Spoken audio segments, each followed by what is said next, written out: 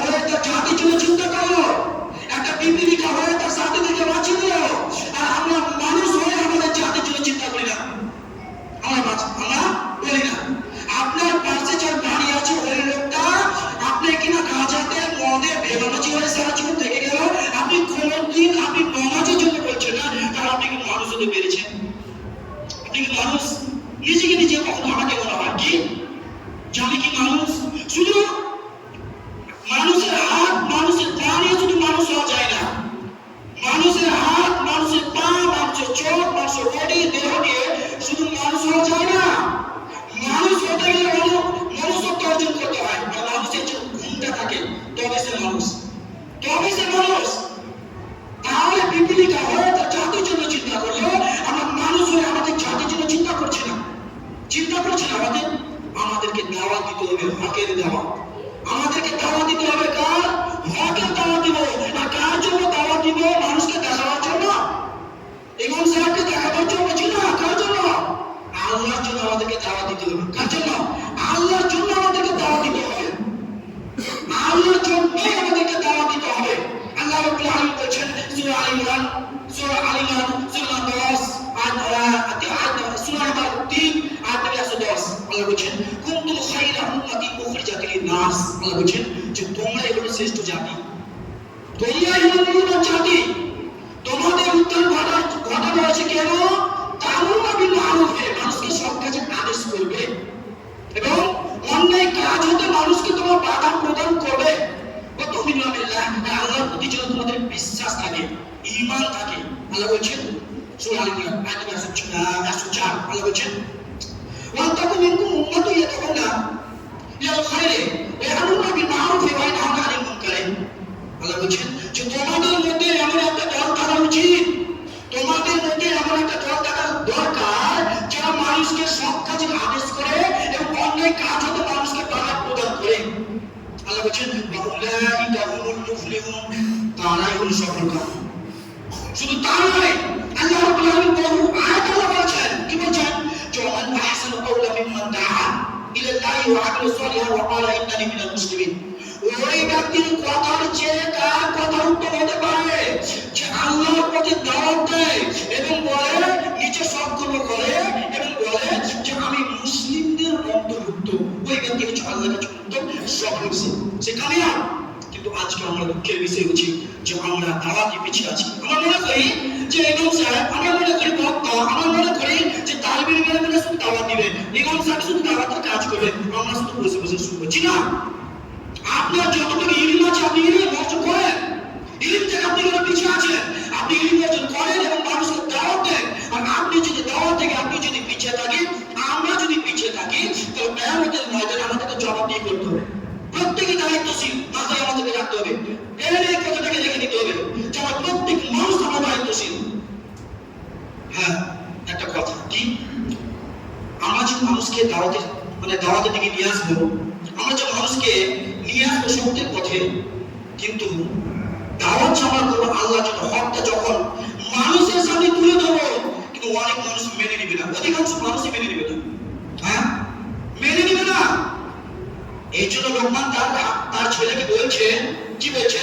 ইয়া বুনাইয়া, হে আমার কলিজার টুকরা, আকিমিস সালাত, সালাত কায়েম করো, আমর বিল মারুফে, মানুষকে সৎ কাজের আদেশ করো, ওয়া নাহি আনিল মুনকার, এবং অন্যায় কাজ হতে মানুষকে বাধা প্রদান করো। এখানে কিছু কথা বলি, কি কথা? আমরা যখন মানুষকে সৎ কাজের আদেশ করব না, আমি যদি বলি, এমনি চলে যদি বলি, কেউ যদি ফরজ নামাজের পরে কেউ যদি সুবহানাল্লাহ, আলহামদুলিল্লাহ, আল্লাহু আকবার এবং লা ইলাহা ইল্লাল্লাহ 100 বার কেউ যদি পাঠ করে, তাহলে তার সমুদ্র সমান যদি গুনাহ হয়, তারপরে আল্লাহ তাআলা ক্ষমা করে দেবেন। এই কথা যখন মানুষকে বলবো না, মানুষ বলবে বাহ বেটা তুমি খাতরা আছো, তুমি সত্যি ভালো, তুমি একটা ভালো ছেলে। আমি যদি বলি যখন মানুষ মসজিদে প্রবেশ করবে, আল্লাহ রাসূল বলেছেন, বুখারী হাদিস নম্বর 440 নম্বর হাদিস, তোমাদের মধ্যে যখন মসজিদে প্রবেশ করবে কেউ, সে যেন বসা করে 2 রাকাত সালাত আদায় করে নেয়। যখন মানুষকে এই কথা বলবো না, মানুষ আমাকে সাবাস দেবে, এমনকি আমাকে হোটেলে নিয়ে গিয়ে আমাকে বিরিয়ানি পোলাও খিলাবে। মানে সত্যের আমি অন্যায় কাজ, সৎ কাজের আদেশ যখন আমি করবো না,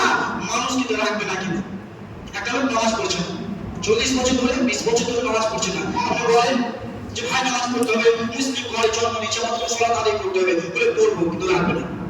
কিন্তু অন্যায় কাজ হতে মানুষকে যখন বাধা প্রদান করবো না, মানুষ মেনে নিবে না। একটা বাড়িতে বিয়ে গান বাজছে, বিয়েতে গান বাজছে, ওই বিয়েটা কাঁদে না তো মুসলমানদের। তো আপনি বলতে যাচ্ছেন ভাই, একটা লোক 50 বছর বয়স হয়ে গেছে, লোকটা বলতে যাচ্ছে ভাই এগুলো কি চলছে, মুসলমানের বিয়েতে গান বাজবে মানে, এভাবে মুসলমানদের বিয়েতে গান বাজবে মানে। তখন আপনাকে বলবে বয়স হয়ে গেছে তো বেশি বকছি। আপনি বলতে জানেন একটা লোক আপনার কিনা 18 লক্ষ টাকা আপনার কিনা লটারির টিকিটে পেয়েছে, আপনি বলতে চান ভাই ওই লোকটা আপনার কিনা দুধরে রাশি করে বাড়ি দিয়েছে, সুন্দর করে বাড়ি দিয়েছে। আপনি যদি বলতে চান না যে ভাই এগুলো হারাম টাকা, লটারি কাটা হারাম, মানুষ মেনে নেবে না, সহজে মেনে নেবে না, সহজে মেনে নেবে না। আল্লাহ রসুলকে মেনে নেয়নি, নবী রসুলকে মেনে নেয়নি জাতিরা। আল্লাহ রসুল সাল্লাল্লাহু আলাইহি ওয়াসাল্লাম সাদা পাহাড়ে উঠে আল্লাহ রসুল সাল্লাল্লাহু আলাইহি ওয়াসাল্লাম বলছেন, কি বলছেন, লোকজন বসে আছে, দাঁড়িয়ে আছে, ওখানে বলছে গুরু এই তোমরা বলো, তোমার বলো কি বলো, যে লা ইলাহা ইল্লাল্লাহ তুফলিহুন, তোমরা যদি বলো যে আল্লাহ ব্যতীত সত্য কোনো মাবুদ নেই তুফলিহুন, তাহলে তোমরা বেঁচে যাবে। আবু জাহেলের বাসায় পাশে ছিল, বলছেন এটা বলো কি, এক আল্লাহর ইবাদত করতে হবে, এক আল্লাহর ইবাদত করতে হবে। তাহলে যে আমরা 360 মাবুদ পূজা আমরা করে আসছিলাম, এতদিন কেন ভুল করে আসছি? কে বলছে? আবু জাহেল বলছে, উতবা সাইবা বলছে। যারা সহ্য করতে পারলো না আল্লাহ রাসূলের এই কথা সহ্য করতে পারলো না, আবু তালেবের কাছে গিয়ে আবু জাহেল উতবা সাইবাকে বলল, আবু তালেব আমরা আপনাকে যথাসাধ্য আপনাকে সম্মান করি, কিন্তু আপনার ভাতিজা বলছে, মুহাম্মদ বলছে যে 360 মাবুদের পূজা করা যাবে না, এগুলো মানা যায়, তাহলে আমরা কি এতদিন ভুল করে আসছে নাকি? মুহাম্মদ সাল্লাল্লাহু আলাইহি ওয়াসাল্লামকে ডাকা হলো, মুহাম্মদ সাল্লাল্লাহু আলাইহি ওয়াসাল্লামকে ডাকা হলো এবং বলল, ভাতিজা মুহাম্মদ তুমি এগুলো বলেছো? তখন আবু জাহেল উতবা সাইবা মুহাম্মদ সাল্লাল্লাহু আলাইহি ওয়াসাল্লামকে বলছেন, এগুলো না তো কি শুরু করেছো? আমরা যেগুলো আমরা বাচ্চারা যেগুলো করে আসছি, তাহলে এগুলো ভুল করে আসছে নাকি? বেশ মুহাম্মদ সাল্লাল্লাহু আলাইহি ওয়াসাল্লাম তিনি বলছেন, মুহাম্মদ সাল্লাল্লাহু আলাইহি ওয়াসাল্লাম তুমি যদি এই দাওয়াতে কাজে ছেড়ে দাও না, তুমি যদি এটা থেকে বিরত থাকো, তাহলে গ্রামের যেটা সুন্দরী নারী তোমার সাথে বিবাহ দিয়ে দেবো। তুমি খালি এই কথাটা বলবে না, বলতো হ্যাঁ এগুলো চলবে, ইবাদত চলবে, আর তুমি বলো এই কথা যে এক আল্লাহর ইবাদত করা চলবে, এটাও চলবে। তো এই কথা ক্ষমতা বলিও না যে আমরা 360 মাবুদ যেটা পূজা করছি, পূজা করে আসছিলাম, এগুলো চলবে না। এই কথা বলো, গ্রামে যেটা সুন্দরী নারী বিবাহ দিয়ে দেবো। মুহাম্মদ সাল্লাল্লাহু আলাইহি ওয়াসাল্লাম উত্তরে বলছেন, মুহাম্মদ সাল্লাল্লাহু আলাইহি ওয়াসাল্লাম উত্তরে বলছেন, আমার এক হাতে যদি চাঁদকে রেখে দেওয়া হয়, এক হাতে যদি সূর্যকে রেখে দেওয়া হয়, তারপরে আমি দাওয়াতের কাজ থেকে আমি বিরত থাকবো না, আমি এক আল্লাহর ইবাদতের কথা বলবো, আমি মানুষকে আহ্বান করবো। তাই মুহাম্মদ সাল্লাল্লাহু আলাইহি ওয়াসাল্লামের চাপ সৃষ্টি হয়েছে দাওয়াতের জন্য। অনেক নবী রাসূলকে ইহুদিরা পর্যন্ত কতল করেছে এই দাওয়াতের জন্য, শুধু বলেছে যে এক আল্লাহর ইবাদত করতে হবে, জাতি মেনে নেয়। আমি যে বলবো আমার কথা মেনে নিবে না। আমি যদি বলি যে মুদিখানার দোকানে বিমল সিংয়ের টুকরা করিয়া বা হিরো যা আছে সব হার বিক্রি করা, জাতি মেনে নিবে না। প্রায় থেকে আমরা আগে তো আমরা বিক্রি করে আসছি, আমরা শুনেছি মদ হারাম, আমরা শুনেছি গাঁজা হারাম, বিমল সিংয়ের টুকরিকে হারাম, মেনে নিবে না জাতি। কিন্তু আমি প্রমাণ করে দেবো, কেউ যদি আমার কাছে আসে তাহলে প্রমাণ করে দেবে ইনশাআল্লাহ এগুলো হারাম। যখন আমি মানুষকে এই কথা বলবো না, জাতি মেনে নিবে না, জাতি কখনো মেনে নিবে না। আমি বলবো কি বলবো, যে বিবাহ হচ্ছে ওই বিবাহ আপনাকে ওই গার্জেন আপনি কিনা কোন নিচ্ছেন, কোন বুঝেন, টাকা নাই, 10 লক্ষ টাকা আপনি কিনা 4 লক্ষ টাকা দাবি করে তারা, মানে বেটির বাপের কাছ থেকে নিচ্ছে। যদি একটা লোক বলতে চায়, আমি যদি বলতে চাই না ভাই এগুলো নামাজ পড়ে ইসলামের কোনো সমর্থন করে না, মেনে নিবে না, আপনাকে হুমকি পর্যন্ত দিবে, আপনাকে হুমকি পর্যন্ত দিবে। তারপরে আপনাকে বলতে হবে, তারপরে আমাদেরকে দাওয়াতের কাজ থেকে আমাদেরকে দূরে থাকতে হবে না, অত সত্যটা জাতির সামনে আপনাকে আমাদের প্রকাশ করতে হবে, পেশ করতে হবে। এটা হচ্ছে আমাদের দায়িত্ব। দুনিয়াটা কিছু দিনের জন্য আপনি লাঞ্ছিত হন না, কিন্তু আল্লাহর কাছে আপনি সম্মানিত হতে পারবেন, আল্লাহর কাছে আপনি সম্মানিত হতে পারবেন। আমরা তো জোরের কণ্ঠে বলি, আলেম ওলামা জোরের কণ্ঠে বলে যে দাওয়াতের আমাদেরকে কাজ করতে হবে, আমাদেরকে এগুলো থেকে বিরত থাকতে হবে, জোরের কণ্ঠে বলে। ডাক্তার জাকির নায়েক একজন হিন্দু প্রশ্ন করছে যে আচ্ছা স্যার আমরা যে পূজা করতে কি পারবো না, পূজা আমরা কি যাবো? তো ডাক্তার জাকির উদ্ধৃতি দিয়ে রেফারেন্স সহ বলছে যে শ্রীমদ্ ভগবদ্গীতা 7 নম্বর অধ্যায় 2 নম্বর পার্থক্য বলা হচ্ছে, যাদের কামনা দ্বারা জ্ঞান নষ্ট হয়ে গেছে তারা দেবদেবীর পূজা করিয়ে থাকে, তাদের পুজো করা যাবে না। আমাকে যদি বলতে বলো অসম্ভব পূজা করা যাবে না, কিন্তু ডাক্তার জাগনিক এত সুন্দর করে তার কথার মধ্যে একটা মাধুর্য আছে, বেচারিকে দেশ থেকে বিতাড়িত করবে। মিস্টার নরেন্দ্র মোদী, মিস্টার নরেন্দ্র মোদী আপনাকে দেশ থেকে বিতাড়িত করলো। আরে মিস্টার নরেন্দ্র মোদী চিন্তা করে দেখো, আরে ভারতে আপনাকে তো মুসলমান বেড়ে যাচ্ছে, ভারতে মুসলমানের সংখ্যা বেড়ে যাচ্ছে, আমিও কখনো ইসলাম কবুল করে ফেলবো, ডাক্তার জাকিরকে তারা শুধু মোদীকে আপনাকে তার বিরুদ্ধে কথা বলেছে। মুসলমানেরা যারা আপনি কিনা 3 তলা টুপি পরে তাদের নাম আমি নিতে চাইছি না, ওরা বেশি আপনার কিনা ডাক্তার জাকিরকে বিরুদ্ধে কথা বলেছে। কেন? একটা জাতির সামনে তুলে ধরেছে ডাক্তার জাকিরকে তাকে দেশ থেকে চলে যেতে হবে, বাদে আমি আপনি যে দাওয়াতের কাজ করবো আমাদেরকে আপনি কিনা বিতাড়িত করবে। এটা বাস্তব, এটাই বাস্তব। আমাদের তারপরে আমাদেরকে বলতে হবে, তারপরে আমাদেরকে দাওয়াতের কাজ করতে হবে। মুসা আলাইহিস সালামকে আল্লাহ বললেন, কি বললেন? ইযহাবু ইলা ফিরআউনা ইন্নাহু তাগা। এই মুসা যাও ফিরআউনের কাছে যাও, সে সীমালঙ্ঘন করছে, সে স্বৈরাচারী, সে নিজে আল্লাহ বলছে। আর ফিরআউন কিন্তু বলতো যে আমার প্রভু আল্লাহ, আমি তোমাদের সবচেয়ে বড় প্রভু। কে বলছে? ফিরআউনের কথা বলতো। মুসা আলাইহিস সালামকে যখন কথা বলা হলো তখন মুসা আলাইহিস সালামের অন্তরে ভয় জাগলো। কি ভয় জাগলো? এত বড় মানুষ মিস্টার নরেন্দ্র মোদী তো আগে বলতো যে মুসলমানদের উপরে শুধু এনআরসি করবো, কিন্তু ফিরআউনের কথা বলতো না। ফিরআউন কি বলতো? যে আমাকে আল্লাহ নামে দাবি না করবে, যে আমাদের প্রভু না বলবে, আমি তো গর্দন কেটে দিব। এইরকম একটা জালেম বাদশার কাছে মুসা আলাইহিস সালামকে বললো ইযহাব ইলা ফিরআউনা ইন্নাহু তাগা। হে মুসা যাও ফিরআউনের কাছে যাও, দাওয়াত দিয়ে যাও। আর তুমি যখন দাওয়াত দিবে না সৎভাবে দিবে, চরিত্রবান হবে, নম্রভাবে দাওয়াত দিবে। আর আল্লাহ বলে দিয়েছে ادعو الى سبيل ربك بالحكمه والموعظه الحسنه وجادلهم بالتي هي احسن। তোমার প্রতিপালকের দিকে দাওয়াত দাও, কোরআন বা সঠিক জ্ঞান এবং উত্তম উপদেশের মাধ্যমে, এবং তাদের সাথে তর্ক করো সৎভাবে। তো মুসা আলাইহিস সালামকে বলা হলো যাও ফিরআউনের কাছে যাও। তখন মুসা আলাইহিস সালাম আল্লাহর কাছে 4টি জিনিস চাইলেন। কয়টি জিনিস? মানে দাওয়াতের কাজ যদি আমরা করি তো আমাদের 4টি জিনিস দরকার। কয়টি দরকার? 4টি জিনিস দরকার। মনে রাখবেন, শুধু বক্তব্য শুনলে হবে না, চলে যাবো আবার আমি বাড়িতে গিয়ে এরকম চলে যাতে যাবো, এইভাবে আমি থেকে যাবো, নিজের জীবনকে আমি পরিচালনা, আমি নিজের জীবনকে আপনি কিনা বাস্তবায়ন কাটাতে পারবো না, আমি মসজিদ কি হতে পারবো না, শুধু বক্তব্য শুনে যাবো, এরকম আপনার কাজ হবে না। আমাদেরকে শুনে যেতে হবে এখান থেকে, আমাদেরকে এখান থেকে আপনার কিনা আমল করে উঠতে হবে, তওবা করে উঠতে হবে। তো কি বলছিলাম যে মুসা আলাইহিস সালাম আল্লাহর কাছে 4টি জিনিস চাইলেন। কয়টি জিনিস? 4টি জিনিস চাইলেন। কি? প্রথমে চাইলেন রব্বি ইসরাহ লি সাদরি, হে আমার রব তুমি আমার মনকে পরিশুদ্ধ করে দাও, ওয়াইসির আমরি, এই কাজকে সহজ করে দাও, ওয়াল মুক্তাদা বিলিসানি ইয়াফকাহু কাওলি, আমার চল ধাঁচা লাগো এগুলো দ্রুত করে দাও। আরেকটা জিনিস চাইলেন। কয়টি জিনিস? 3টি বলে 8টি জিনিস চাইলেন। হে আমার রব, হে আমার প্রতি ভালো, আমার ভাই হারুন আছে না, তাকে দিয়ে দাও, যে আমার সাথে কথা বলবে, যে আমার সাথে কথা বলে। আল্লাহ বলছে ঠিক আছে, হারুনকে নবী করে মুসা আলাইহিস সালামের সাথে পাঠিয়ে দিল। কার কাছে? তো ফিরআউনের কাছে। ফিরআউন রাজপ্রাসাদে বসে আছে। ছোট করে ঘটনা বলছি, ফিরআউন রাজপ্রাসাদে বসে আছে।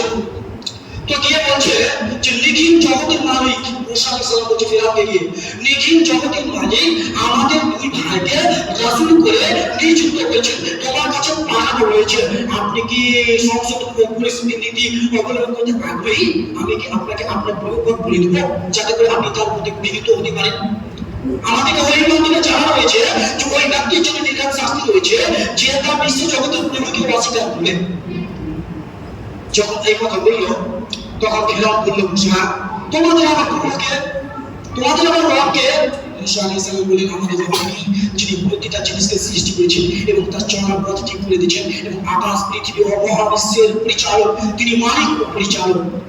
ফিরআউন মেনে নিতে পারল না। ফিরআউন বলল মুসা এবার কি বলছো? লোকজনকে সম্বোধন করে বলছে না, দেখো তোমাদের এরকম কি বলছে মুসা? আরে মুসা আমাদের কাছে মানুষ হলো, লালন পালন হলো, এবং আমাকে বাতিল অন্যকে প্রভু মানছে।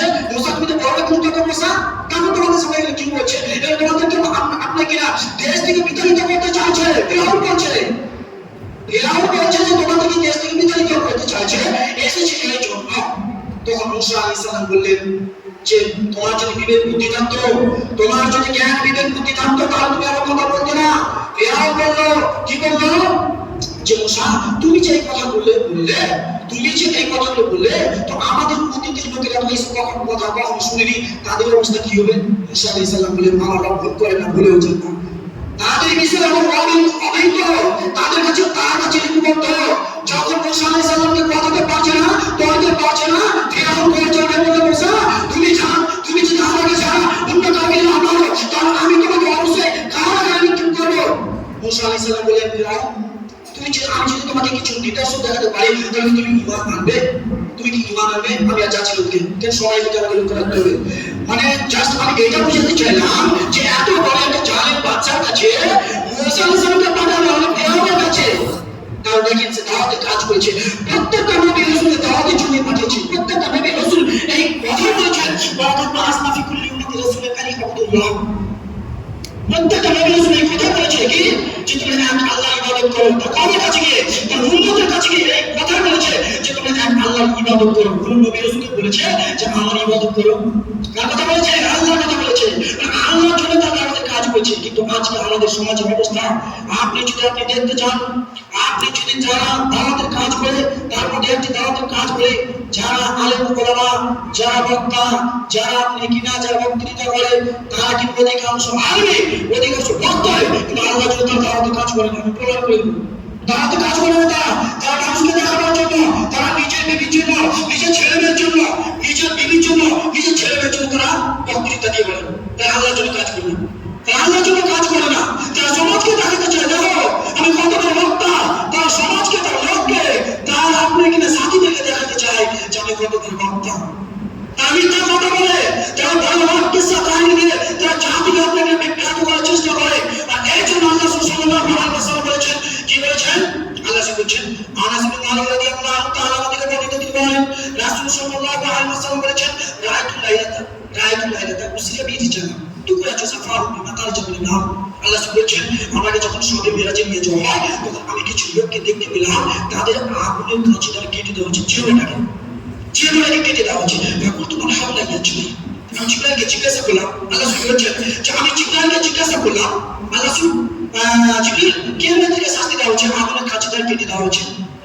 জিবরাইল বললেন বলা খুতবা মিন উম্মতিকা, এরা জান্নাতের মতো বক্তব্য যা বক্তৃতা করে বেরোতো আল্লাযীনা ইয়াকুলুনা নাসা বিল বিররি, মানুষকে তারা সৎ কাজের আদেশ করতো ওয়াইসাউনা আনফুসাহুম, কিন্তু তারা নিজের আমল করতো না, এই জন্য তাদের আগুনের কাঁচিটা কেটে দেওয়া হচ্ছে। এরা জালে এরা সব বক্তৃতা করে বেরোতো, এরা আল্লাহর জন্য কাজ করতো না। আরেকটা হাদিস বলি, হাদিসটা হচ্ছে উসামা ইবনে জাদ রাদিয়াল্লাহু তাআলা থেকে বর্ণিত তিনি বলেন রাসূল সাল্লাল্লাহু আলাইহি ওয়াসাল্লাম বলেছেন যে কিয়ামতের দিন এক ব্যক্তিকে নিয়ে আসা হবে এবং তাকে জাহান্নামে নিক্ষেপ করা হবে, জাহান্নামে ফেলে দেওয়া হবে। এতে করে তো নারী বুড়ি পেটের মধ্যে যা আছে সব বের হয়ে যাবে, আর সে কাঁটার মতো চিৎকার করে বাঁচাও বাঁচাও করে চিৎকার করবে। আলেমের অবস্থা বলছি, আলেমের অবস্থা, বক্তার অবস্থা বলছি, যে চিৎকার করবে তখন সমস্ত জাহান্নামীবাসীগণ একত্র হয়ে তাকে জিজ্ঞাসা করবে আলাইসা কুনতুম তা'মুরুনা বিল মা'রুফি ওয়া তানহাউনা আনিল মুনকার, ও হুজুর সাহেব, ও বক্তা সাহেব, আপনি কি আমাদেরকে ভালো কাজের আদেশ এবং অন্যায় কাজ হতে আপনি কি নিষেধ করতেন না? বলা সে বলবে কিন্তু আ'মুরু বিল মা'রুফি, হ্যাঁ এটা সত্য, আমি তো আপনাকে ভালো কাজের আদেশ করতাম। বলা আমি কিন্তু নিজে করতাম না, নিজে মানতাম না। অনেক আলেম আছে বক্তৃতা করে বলে আপনার কিনা সারা রাত বাদে এতটুকু চাষা করে বেড়ায় কিন্তু ভাষাটা চালাইনি, তার কাজ হচ্ছে আল্লাহর জন্য করছে। বক্তা সাহেব বলছে কি বলছে যে আমাদেরকে আল্লাহর জন্য কাজ করতে হবে, যে নামাজ পড়বে না ওই ব্যক্তি বড় অপরাধী, কিন্তু সে নিজে নামাজ পড়ে না, ভয় চলে বিশেষ করে ভয় চলে। সম্মানিত উপস্থিতি, তাকে জিজ্ঞাসা করে কি জিজ্ঞাসা করবে যে আপনি কি অবস্থা? সে বলবে যে আমি মানুষকে অন্যায় ভালো কাজে আদেশ করতাম, বলে আমি কিন্তু আমি নিচে করতাম না। আর কি বলবে অন্যায় হাত মানে মন করে আমি তোমাদের অন্যায় কাজ হতো আমি তোমাদেরকে নিষেধ করতাম, আগে কিন্তু আমি নিজে অন্যায় কাজটা করতাম, আমি নিজেই গান শুনতাম, আমি নিজেই আমি আপনাকে মানুষের সমালোচনা করতাম, নিজেই আমি খারাপ কাজ করতাম গোপনে গোপনে, এই জন্য জাহান্নামে এসেছি আর আমার উপায় কোনো নাই। এবারে বক্তা সাহেব বলে আলেম ওলামা বলবে সম্মানিত উপস্থিতি মানুষ সাধারণ মানুষ বলে না বক্তা করছে মানে জান্নাতে হয়ে গেছে, কি ভুল ভাবলেন এটা? যদি তার যদি আমল না থাকে, সে যদি আল্লাহ যদি তাওয়াক্কুল যদি কাজ যদি না করে তাহলে কিয়ামতের ময়দানে তার ভয়াবহ সবচেয়ে বেশি শাস্তি হবে আলেমের বক্তা, তার সবচেয়ে বেশি শাস্তি হবে। সম্মানিত উপস্থিতি, তাহলে আমাদেরকে দাওয়াতের কাজ আমাদেরকে করতে হবে, দাওয়াতের কাজ আমাদেরকে করতে হবে, দাওয়াতের কাজ আমাদেরকে করতে হবে। আল্লাহ রাসূলের জন্য, আল্লাহ রাসূলের পদ্ধতিতে আমাদেরকে দাওয়াতের কাজ করতে হবে। একটা হাদিস আমি শেষ করে দেব। জাবের রাদিয়াল্লাহু তাআলা থেকে বর্ণিত, তিনি বলেন রাসূল সাল্লাল্লাহু আলাইহি ওয়াসাল্লাম বলেছেন যে জিবরাইলকে বললেন, সময় শেষ হয়ে গেছে, ছেড়ে দেব, সঠিক হচ্ছে। তিনি জিবরাইল বলছেন, আল্লাহ জিবরাইলকে বললেন, কি বললেন, যে জিবরাইল তুমি উলুগুলোকে আপনাকে ধ্বংস করে দাও, শেষ করে দাও। বুঝানোর জন্য আমি ধরে নিচ্ছি পাইপ প্ল্যানটাকে, বুঝানোর জন্য হাদিসে একটা পাইপ প্ল্যান নাই, এটা ভুল বুঝছেন না। তো বললো, জিবরাইল বললো, আল্লাহ বলে চাপ পাইপ প্ল্যানটাকে ধ্বংস করে দাও, ধ্বংস করে দাও, শেষ করে দাও, তারপর তছনছ করে দাও। তো জিবরাইল এসে, হাদিসে আছে একজন, আমি বোঝানোর জন্য তিনজন ধরে নিচ্ছি। তো জিবরাইল আমি এসে দেখছি যে কিছু লোক, ইমাম সাহেব, বোঝানোর জন্য বলছি, ইমাম সাহেব কিছু লোক আপনি আল্লাহ জিকির আজকে করছে, আল্লাহকে ডাকছে, মানে তারা আল্লাহর ইবাদত করছে, তার গুনাহকে লিপ্ত নয়। জিবরাইল আমি এসে চলে গেল, আল্লাহকে গিয়ে বলছে, আল্লাহ আপনি যে পায়ের পাটাকে আপনি ধ্বংস করতে বললেন না, তো কিছু লোককে দেখতে পেলাম, কিছু লোককে দেখতে পেলাম যে আপনার তারা জিকির আজকাল করছে, আপনাকে ডাকছে, তো তাদেরকে বাদে কি করে আপনাকে ধ্বংস করে দেবো যারা আপনাকে গুনাহতে লিপ্ত আছে। আল্লাহ বললেন, কি ভাগ্য ব্যবহার করছে দেখেন, আল্লাহ বলছেন যারা আমার জিকির আজকাল করছে তাদেরকে ধ্বংস করে দাও, তাদেরকে কত সুযোগ করো এবং তাদেরকে ধ্বংস করে দাও। যারা আপনাকে না লিপ্ত আছে, গান বাজে না, যারা নামাজ পড়ছে তাদেরকে ধ্বংস করে দাও। কেন? তারা দাওয়াত থেকে পিছিয়ে আছে, তারা নিজের সন্তান করছে, নিজের ভালো করছে, কিন্তু তারা জাতিকে বলে না, তারা মানুষকে বলে না, তারা আপনাকে লোকজনকে বলে না, ভালো কাজের জন্য, নামাজের জন্য বলে না, গান শুনে হাওয়াই কথা বলে না, তারা নিজেরা করেছে, এই জন্য তাদেরকে ধ্বংস করে দাও। বুঝতে পারলাম? তো দাওয়াত যদি আমরা না দিই, তাহলে আমাদের ভয় কি হবে? শুধু নিজে আনন্দ করতে হবে, জাতির জন্য চিন্তা করতে হবে। যখন প্রত্যেকটা নবী রাসূল জাতির জন্য চিন্তা করছে, আমাদের জাতির জন্য চিন্তা করতে হবে, আমাদেরকে দাওয়াতের কাজ করতে হবে। আর আমি বলছিলাম, আল্লাহ রাব্বুল আলামিনের কাছে দোয়া করি, হে আল্লাহ, আমরা মানুষ, আমাদের দুটি থাকতে পারি আল্লাহ গো, আমরা তোমাকে সন্তুষ্ট করার জন্য, আল্লাহ তোমাকে রাজি করার জন্য, আল্লাহ আমরা যেন দাওয়াতের কাজ করতে পারি। আল্লাহ তুমি আমাদের সকলকে তৌফিক দাও। আমরা বলি আল্লাহ আমিন। আল্লাহ যারা এখন পর্যন্ত যারা মসজিদ বিমুখী, যারা নামাজ পড়তে আসছে না, আল্লাহ যারা বেনামাজি, আল্লাহ তাদেরকে তুমি নামাজ পড়ার তৌফিক দাও। আমরা বলি সকলে বলি আল্লাহ আমিন। আল্লাহ যারা কবরে সাহিত্য আছে, আল্লাহ জানি না কোন অবস্থায় আছে, আল্লাহ তারা যদি ক্ষমার যোগ্য হয়, আল্লাহ তাদেরকে তুমি ক্ষমা করে দেবো। আমরা সকলে বলি আল্লাহ আমিন। আল্লাহ আমরা যতদিন পৃথিবীতে আছি, আল্লাহ আমরা যদি ইসলামের উপরে যেন আমরা টিকে থাকতে পারি, আল্লাহ তুমি আমাদের সকলকে তৌফিক দাও। আল্লাহ আমিন। আল্লাহ আমরা যেদিন আমরা মরণ যেদিন আমাদের কাছে চলে আসবে, আল্লাহ আমাদের মৃত্যু, আমাদের ইমানের অবস্থায় যেন আমাদের মৃত্যু হয়, আমাদের সকল আমরা সকলে বলি আল্লাহ আমিন। ইয়া আইয়ুহাল্লাযীনা আমানু